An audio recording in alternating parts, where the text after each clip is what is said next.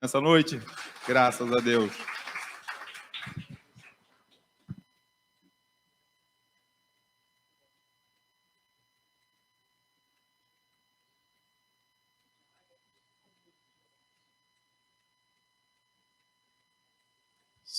Som. Boa noite, igreja, que a paz esteja com todos. Amém? Meu nome é Júlio, já me sinto mais em casa, mais à vontade cada vez que eu volto aqui. É um prazer estar subindo aqui nesse púlpito falando do amor de Deus e da palavra do Senhor. O texto que nós vamos ler hoje se encontra em Jó, capítulo 9, a partir do verso 1. Enquanto você abre a sua Bíblia, eu vou pedir uma super gentileza para algum irmão que entenda aqui. Eu trouxe um pequeno esboço para não me perder, eu vou precisar ler o celular. O irmão pode me ajudar a colocar um pedestal aqui para eu poder fazer uso do pedestal? Eu normalmente não faço, mas se eu tentar virar a página e mexer no telefone com o microfone na mão, você vai dar risada. Então, para não perder o foco, eu vou usar o pedestal hoje. Quero ler com você Jó, capítulo 9, versos 1 e 2. Obrigado, irmão. Tá ótimo.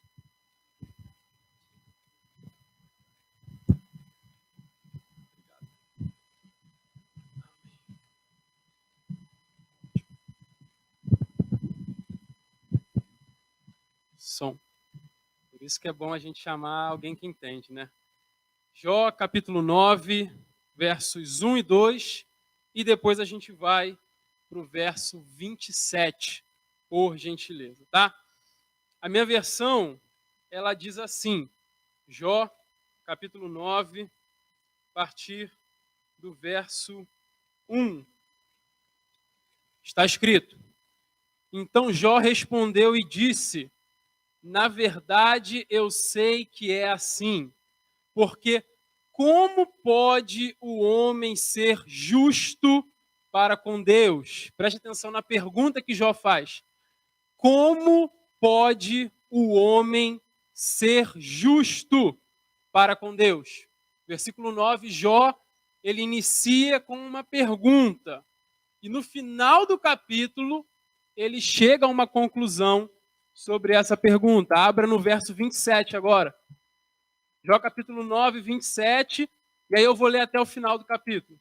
Diz assim: Se eu disser, me esquecerei da minha queixa, deixarei o meu ar triste e ficarei contente, ainda assim todas as minhas dores me apavoram, porque eu bem sei que tu não me terás por inocente.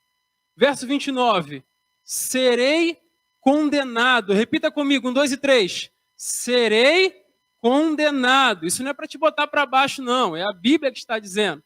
Serei condenado. Por que, pois, eu trabalho em vão? Ainda que eu me lave com água de neve e purifique as minhas mãos com o cáustico, mesmo assim tu me submergirás no lodo, e as minhas próprias vestes me abominarão. Atenção ao verso 22. Porque ele não é homem como eu, a quem eu responda, vindo juntamente em juízo. Não há entre nós árbitro que ponha a mão sobre mim e ele. 34. Tire ele a sua vara de cima de mim, e não me amedronte com seu terror. Então eu falarei sem medo, do contrário, eu não estaria em mim. Amém? Por favor, não fique triste, não fique cabisbaixo. Apesar do tom do capítulo 9 ser um capítulo pesado ou pessimista, essa história que começa tão triste, termina com um final feliz. Amém? Eu não estou falando da tua história, apesar da tua história também ter começado triste, e eu também ter certeza de que ela vai terminar com um final feliz. Eu estou falando da nossa história como um todo. A nossa história pode até ter tido um começo triste. Um começo de dor, de perda, de dor e de choro. E talvez você ainda esteja no começo, sentindo a dor, sentindo a vergonha, sentindo o peso desse começo tão triste. Mas eu posso dizer com toda a certeza, no final, Jesus será glorificado e você vai cantar o hino da vitória ao lado dele. Jó capítulo 9, obviamente vem depois do 8, que vem depois do 7. Por que é importante falar isso? Porque em Jó capítulo 7, Jó ele contende com Deus. Ele começa a questionar a Deus por que é que ele estava passando por aquilo que ele estava passando. E aí no capítulo 8, um dos amigos de Jó, chamado Bildade, está aqui na minha Bíblia, ele repreende Jó afirmando a justiça de Deus. O que esse amigo de Jó vai falar? A tua queixa não tem fundamento. A tua reclamação não tem base para ser. Por quê? Porque Deus é justo. E Deus não comete injustiça. Então, por mais que te estejam acontecendo coisas horríveis, Jó, você não tem que reclamar com Deus, porque Ele é justo e não comete injustiça nenhuma. E aí o capítulo 9 começa do jeito que a gente leu. Jó vai falar e responder: na verdade, eu sei que é assim. Assim o quê? Deus é justo. E aí ele pergunta, ele faz uma pergunta que todo cristão já deve ter se perguntado algum dia e já deve ter se deparado com a resposta dessa pergunta. Jó vai falar assim: como é que um homem pode ser justo diante de Deus? Como que isso pode ser possível? Tinha um canal de televisão, acho que é o Futura, que o comercial era assim: não são as respostas que movem o mundo, e sim as perguntas. Isso é bastante verdade. Já se perguntou como é que você alcançou o status de justo diante de Deus? E é sobre isso que a gente vai tratar hoje. Só que antes de entrar em tudo aquilo que Jó fala e tudo aquilo que eu quero falar também, esse capítulo 9, ele tem um pedacinho do capítulo 8. Capítulo 8 é aquele capítulo onde o amigo de Jó afirma a justiça de Deus. E aí Jó ele vai e repete e reafirma alguma das coisas que foram afirmadas no capítulo 8. E eu quero ler isso para você. E se você sentir vontade de glorificar o nome do Senhor, glorifique. Se você sentir vontade de chorar, chore. Se você sentir vontade de agradecer, agradeça. Mas eu não posso passar pelo capítulo 9 sem falar para você o quão belo e poderoso o Deus que você serve é. Jó capítulo 9, 3, eu vou ler até o 12. Não precisa ler não, pode acompanhar na sua Bíblia. Mas presta atenção no quão grande é o Deus que você serve. Se eu quiser contender com Ele, nem a uma de 1000 coisas poderei responder. Ele é sábio de coração e grande em poder. Quem batalhou com Ele e teve paz? Ele remove os montes sem que eles saibam, e na sua ira os transtorna. Ele é quem move a terra para fora do seu lugar e estremece as suas colunas. Ele fala ao sol e ele se detém. E ele é quem sela as estrelas. Ele sozinho estende os céus e anda sobre os altos do mar. Ele fez a Ursa, o Órion, o Sete Estrelo e as recâmaras do sul. Ele é aquele que faz grandes coisas que não se podem esquadrinhar. E tais maravilhas que não se podem contar. Ele passa por mim e eu não vejo, segue diante de mim e eu não percebo. Ele arrebata a presa. Quem poderá o impedir? Quem lhe dirá o que é que fazes? Esse é o Deus que você serve. Esse é o Deus que vela pela tua vida. Esse é o Deus que entra na batalha quando alguém tenta tocar ou mexer com você. Se você entrou por essas portas hoje, trazendo o tamanho do teu problema dentro do teu coração, você vai sair daqui sabendo que o teu Deus é infinitamente maior do que qualquer problema que possa te assolar. Eu não quero revelar nada de novo aqui, eu só quero ler o que a Bíblia está dizendo. Às vezes, a gente não precisa tanto esquadrinhar Deus ou estudar Deus, como se Deus fosse um corpo e a gente abrisse aquele corpo para fazer um estudo. Às vezes, a gente só tem que sentar e contemplar a beleza do nosso Deus. Sentar e ficar maravilhado com as maravilhas que o nosso Deus faz. Se deparar diante dele e falar: Senhor, como tu é bom. Senhor, como tu é maravilhoso. Como tu é perfeito. Como que o Senhor cuida dos mínimos detalhes. Esse é o Deus que eu e você servimos.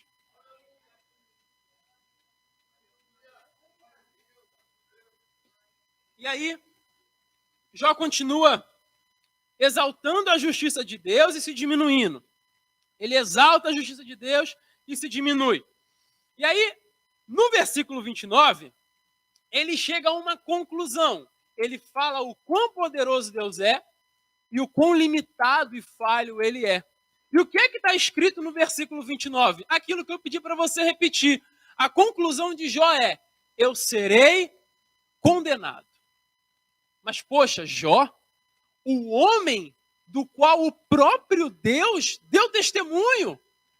Satanás se apresenta diante de Deus e Deus fala assim: viste meu servo Jó, homem reto, íntegro, temente a Deus e que se desvia do mal. E Deus repete isso, Deus fala isso 2 vezes acerca de Jó. Esse mesmo Jó que Deus fala para Satanás: toque em tudo, menos na vida dele. E você vai ver se ele vai blasfemar o meu nome. Esse Jó está falando que vai ser condenado. Quando nós olhamos para a grandeza de Deus e depois olhamos para aquilo que somos, nós não temos como chegar a outra conclusão. Se você abrir a sua Bíblia, não precisa abrir não, só como nota aí, enfim, para ficar depois. Romanos capítulo 7, Paulo ele também começa a considerar a luta entre a carne e o espírito, porque eu faço o mal que eu não quero, mas o bem que eu quero eu não faço, e eu peco. No homem interior eu tenho prazer na lei de Deus, mas quando eu olho para os meus membros eu vejo uma lei contrária que milita contra o meu espírito. E aí em Romanos 7, Paulo vai chegar a uma seguinte conclusão: miserável homem que sou, quem me livrará do corpo dessa morte? Se você ler Salmos capítulo 14, vai estar escrito lá: não há um justo, não há ninguém que faça o bem. Se você ler Isaías 64, ele vai falar assim: porque todos nós somos como o imundo, e todas as nossas melhores obras diante de Deus são como trapo de imundícia. E se você ler Efésios capítulo 2, vai dizer assim, ó: vocês estavam mortos nos seus delitos e pecados. E isso é o que a gente estuda quando a gente estuda um pouquinho da doutrina da queda, da doutrina do pecado. O pecado ele tem consequências universais, tão universais e tão reais, que desde a pessoa com maior idade aqui nessa sala, até o bebê mais prematuro, minha filha está ali fora, tem 15 dias de vida, ela já nasceu com a natureza dela deturpada, contaminada pelo pecado. Tão devastador o efeito do pecado sobre toda a humanidade. Eu vejo aqui 1, 2, 3, 5 fileiras cheinhas até o fim. Graças a Deus por isso, obviamente, respeitando o distanciamento social e todo mundo de máscara. Mas eu vejo bastante gente aqui e eu não vejo um justo sequer. Um naturalmente justo. Um essencialmente justo. Eu me olho no espelho, eu não vejo um justo. Eu olho para o púlpito, para as pessoas que atendem no púlpito, eu não vejo um justo. Eu olho para os governantes, eu olho para os poderosos, eu olho para aqueles que estão em cima na sociedade e eu não vejo um justo sequer.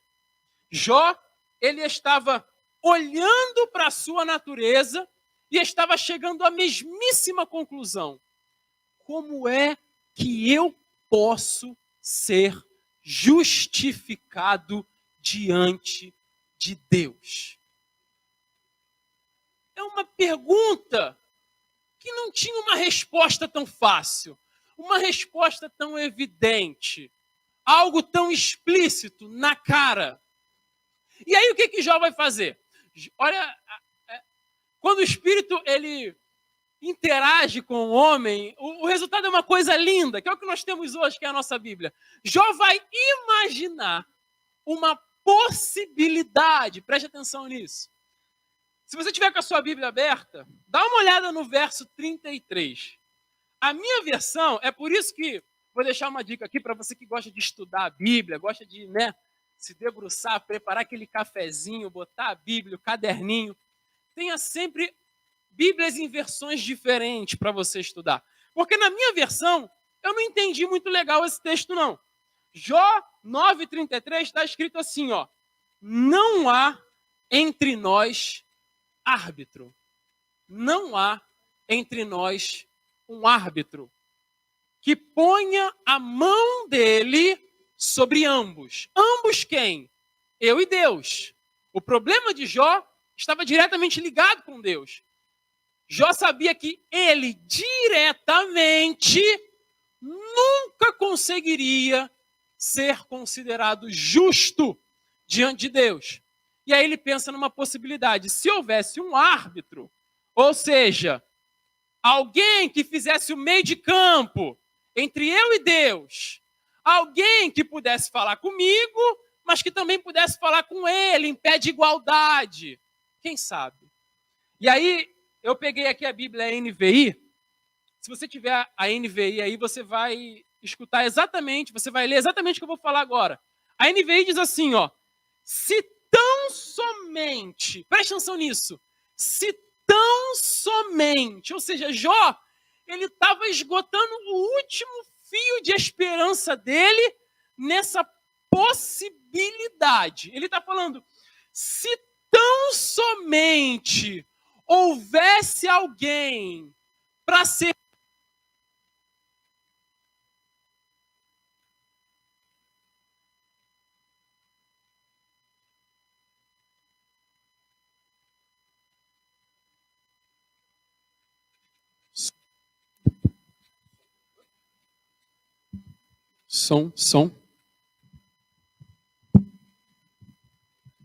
som.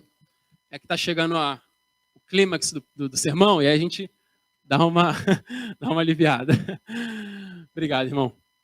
E aí Jó, então, ele está depositando a confiança dele numa possibilidade. Ele fala, se tão somente houvesse alguém para servir de árbitro entre nós, para impor as mãos sobre nós dois, olha o verso 34, alguém que afastasse de mim a vara de Deus, para que o seu terror não me assustasse mais. Então, verso 35, então eu falaria sem medo. Como é que termina aí na sua NVI? Ele fala assim, ó, então eu falaria sem medo, mas esse não é o caso. Jó, ele vislumbra uma possibilidade. E ele fala, poxa, se essa pessoa existisse, ia dar tudo certo. Porque essa pessoa faria uma mediação entre eu e Deus.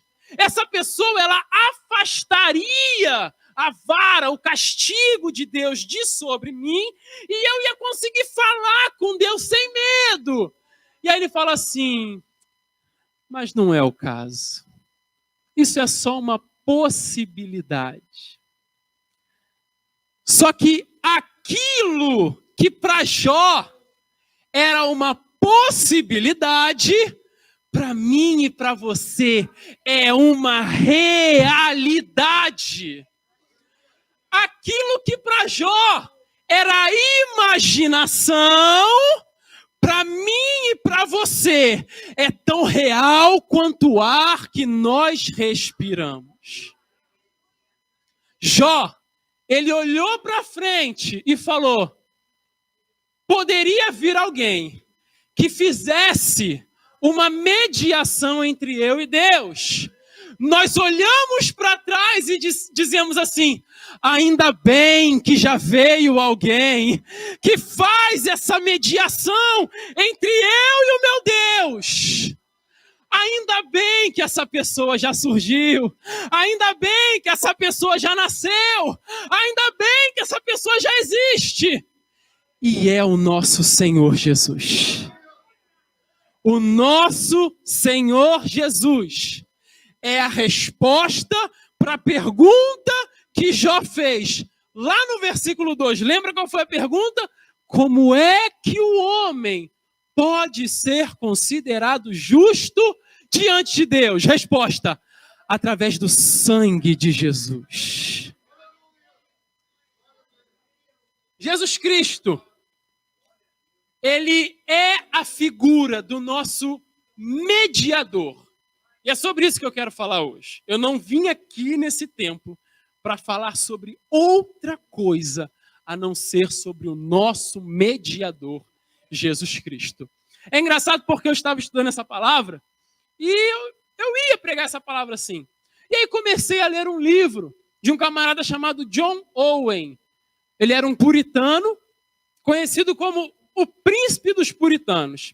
E ele fala sobre Hebreus capítulo 8, onde está escrito que o nosso Senhor Jesus Cristo, ele é o mediador de uma melhor aliança, de uma superior aliança. E aí ele começou a explicar, eu falei, gente, eu vou falar exatamente sobre isso, que bom que eu li. E aí esse camarada, John Owen, ele vai colocar algumas características sobre o mediador, óbvio que eu não trouxe todas elas, mas duas me chamaram a atenção. E aí Owen, ele escreve, a primeira característica que eu trouxe aqui sobre o mediador, olha que coisa linda.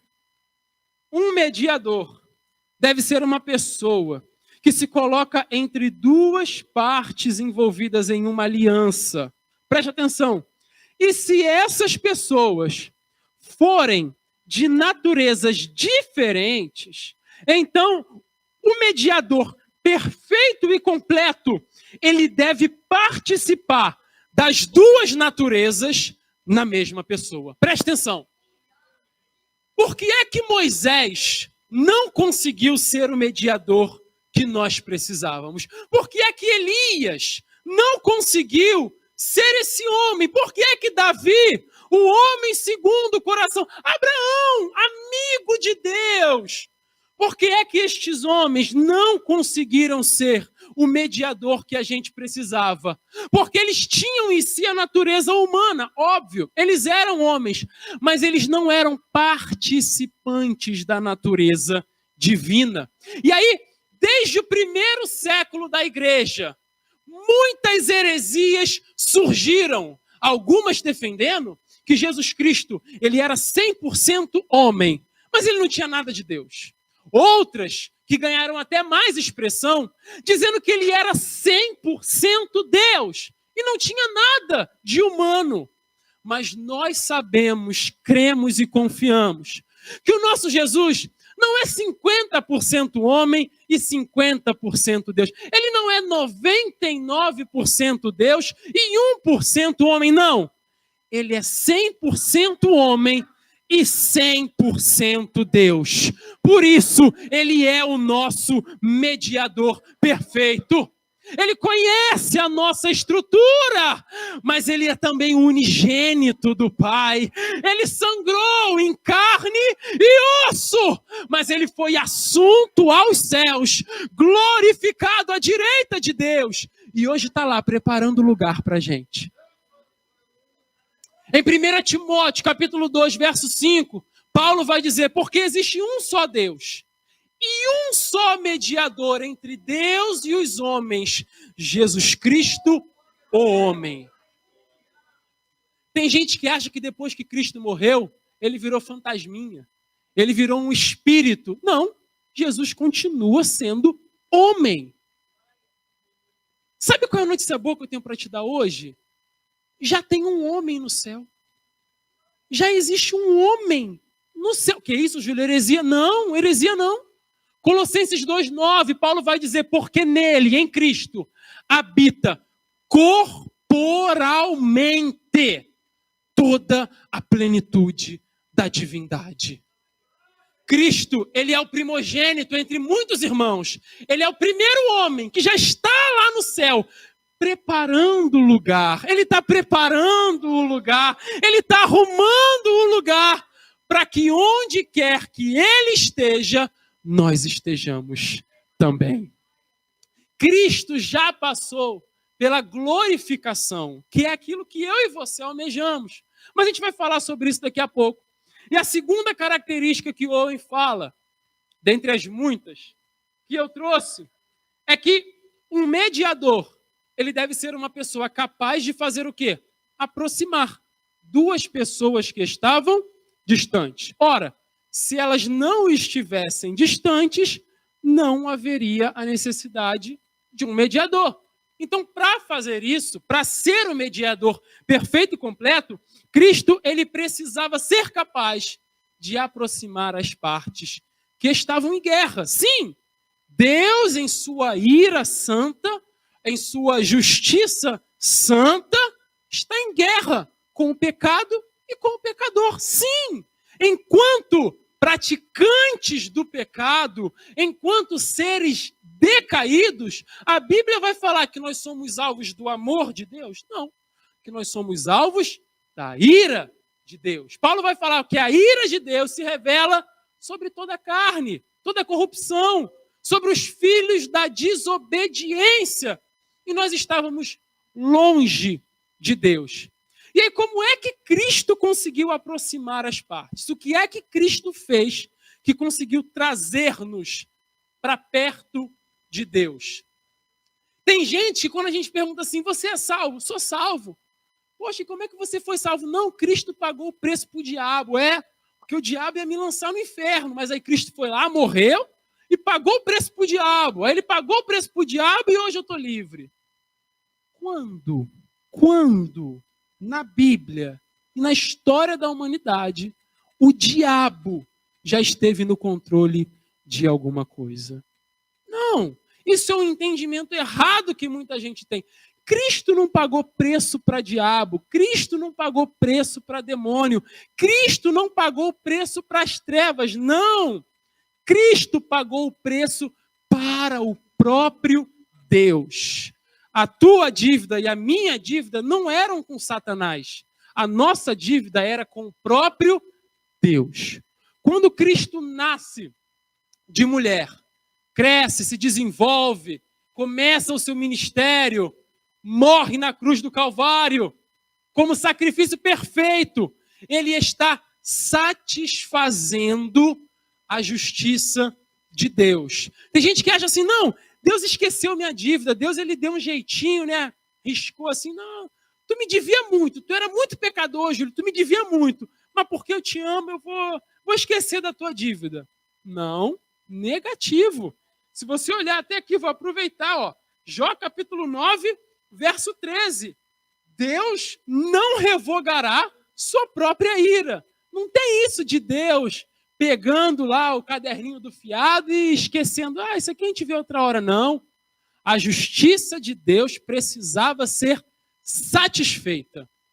E o único capaz de oferecer um sacrifício perfeito, eterno e duradouro para Deus chama-se Jesus Cristo. Ele sim cumpriu toda a obediência da lei e foi morto como um cordeiro perfeito, sem mancha, sem mácula. O que o livro do profeta messiânico diz? Ei, não foi achado dolo na sua boca, não foi achado pecado na sua boca, como uma ovelha muda, ele foi levado diante dos seus tosqueadores. Mas está escrito também lá em Isaías, com o seu conhecimento, meu servo, o justo, justificará a muitos.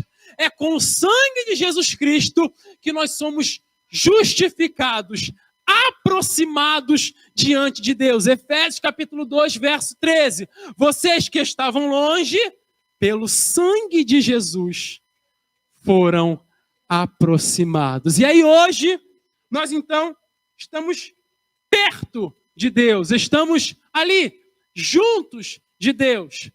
Que diferença isso faz para a minha vida? Vamos voltar para o texto de Jó, capítulo 9. Aquilo que Jó vislumbrou como uma possibilidade, ele vai dizer assim, ó, Jó 9,33. Não há árbitro que ponha a mão sobre nós. Tire ele a sua vara de cima de mim e não me amedronte com o seu terror. Verso 35. Então, eu falarei sem medo. Olha a diferença que isso faz. É que hoje você tem acesso à presença do Pai. Hoje você tem pastores, você tem líderes, você tem irmãos e irmãs que te ajudam na caminhada. Mas se você fechar a porta do teu quarto, se dobrar de joelhos e começar a orar, você tem o próprio Deus diante de você. Se você fecha os teus olhos e clama, Pai, Ele diz que está presente contigo. Você tem homens, você tem amigos, você tem pessoas que te ajudam, sim. Mas você tem um acesso direto à sala do trono. A porta está aberta, o véu foi rasgado, o muro da separação não existe mais. E a pergunta que fica é, por que é que eu não oro então? E a pergunta que fica é, por que é que eu não busco então? Jó queria tanto ter um acesso com Deus, mas não podia. Hoje eu e você que podemos, gastamos mais tempo no nosso celular do que no lugar de oração. Hoje eu e você, que temos a porta escancarada na nossa frente, damos mais do nosso tempo e energia para o entretenimento. Jó não tinha Bíblia e ainda assim conseguia sentir a presença de Deus, tentava falar com Deus, se queixava com Deus, argumentava com Deus. E hoje, a minha e a tua Bíblia é empoeirada em cima da estante. Por que é que isso acontece, igreja? Por que é que nós deixamos isso acontecer, igreja? Entra no teu quarto, tranca a porta e clama ao teu Pai em secreto. E o teu Pai, que te vê em secreto, também te recompensará. É tempo de intimidade, é tempo de relacionamento, é tempo de buscar o Senhor, é tempo de se aproximar de Deus. Olha isso, se você abrir a sua Bíblia, e eu vou abrir porque eu já estou terminando, 7h40 da noite, vou pegar mais 5 minutos emprestados aqui na conta do pastor Alexandre. Ruim é aquele pregador que bota o camarada na saia curta, né? Tem mais 5 minutos? Tem. 5, 10, 15, 20, 25, opa. Aí sim. Mas só quero ler 2 textos. Hebreus 4, versículo 16, diz assim. Hebreus 4, 16, né? Acheguemo-nos, portanto, confiadamente, junto ao trono da graça, a fim de recebermos misericórdia e acharmos graça para socorro em ocasião oportuna. Sabia que existe um paradoxo nessa frase aqui? Trono da graça. Porque trono na Bíblia não é sinônimo de graça, não. É sinônimo de justiça. É sinônimo de juízo. Lembra da rainha Esther? Falando de mulheres aí, a gente passou pelo Dia da Mulher. Lembra da rainha Esther? Que ela fala assim, ó, eu vou entrar. Se eu morrer, morri. Mas eu vou entrar na sala do rei. Por quê? Porque quem entrava na sala do rei, sem ser chamado principalmente, se o rei quisesse, mandava matar. Por quê? Aquele ambiente, aquele lugar do trono, não era um lugar comum. Esther arrisca sua vida e se prostra diante do rei. Ele então estende o cetro dizendo, não vou te matar, vou te deixar viver, pode falar. Essa sala, que era tão temida, a sala do trono, a sala da justiça, a sala do juízo, a sala onde o rei podia mandar matar se ele quisesse, o autor de Hebreus está dizendo, acheguemo-nos com confiança ao trono do juízo? Não, ao trono da graça. O trono hoje também é trono de juízo. Sim, eu não quero diminuir a justiça de Deus, mas também é o trono da graça. É lá no trono que a gente alcança graça e socorro para ocasiões oportunas. Sabe o que isso quer dizer? Que você não tem que buscar graça quando erra, tem que buscar antes de errar. Isso que a Bíblia está dizendo. Você vai buscar graça e socorro para o dia mau, para a situação oportuna. Senhor, eu sei que o dia mau vai vir. Quando ele vier, me guarda, me concede graça, tem misericórdia da minha vida. Acampa os teus anjos ao meu redor. Não deixa o inimigo me tragar, Senhor. Hoje eu estou bem, mas eu estou orando já pelo dia mau. Hoje eu estou de pé, mas eu estou orando pelo dia que eu vou estar cansado, vou estar caído. Hoje eu estou com vontade de orar, então eu vou orar pelo dia que eu não estiver com vontade de orar. Hoje eu quero buscar, então eu vou orar pelo dia em que eu não estiver com vontade de buscar. Você não pode deixar para buscar no dia mau, porque no dia mau ninguém quer buscar. A gente tem que buscar socorro e graça para o tempo oportuno. É isso que o autor de Hebreus quis dizer.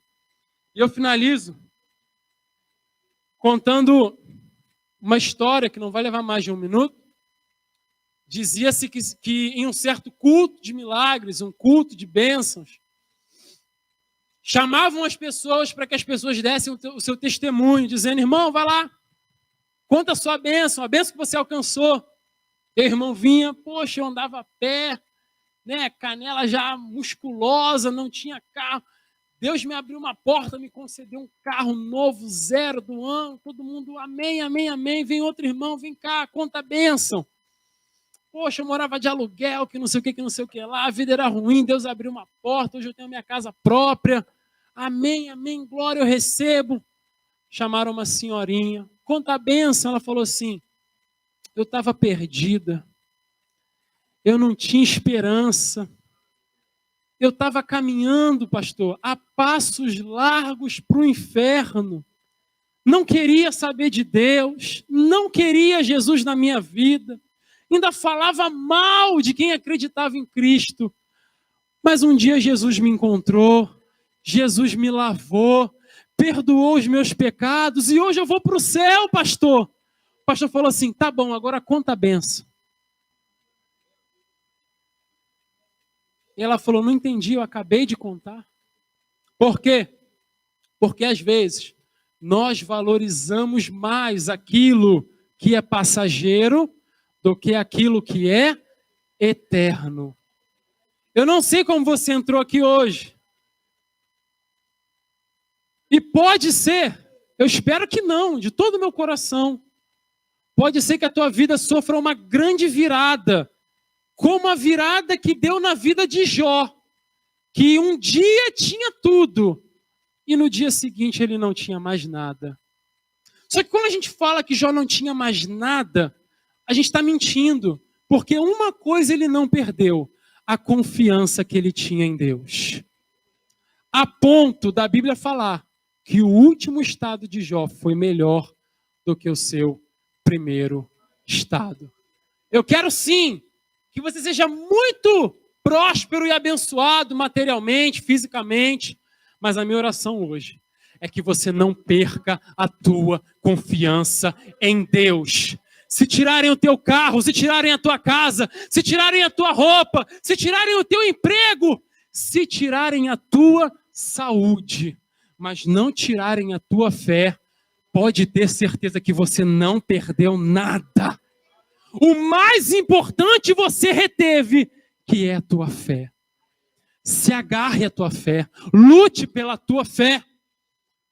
Os cristãos do primeiro século escreviam uns para os outros dizendo: eu vos exorto a batalharem diligentemente pela fé que foi repartida aos santos. Lute pela tua fé, batalhe pela tua fé, peleje pela tua fé, vire madrugadas para preservar a tua fé, ore, dobre os teus joelhos, faça jejum para mortificar a carne e vivificar o teu espírito. Porque pode até te acontecer o que aconteceu com Jó, mas se você tiver a tua fé em Deus, vai se cumprir na tua vida o Salmo de número 125, verso 1. Aqueles que confiam no Senhor, recebe essa palavra, serão como os montes de Sião, que não se abalam, mas firmes permanecem para sempre. Amém? Aplauda ao Senhor nessa noite. E eu agradeço, pastor, a minha rica oportunidade.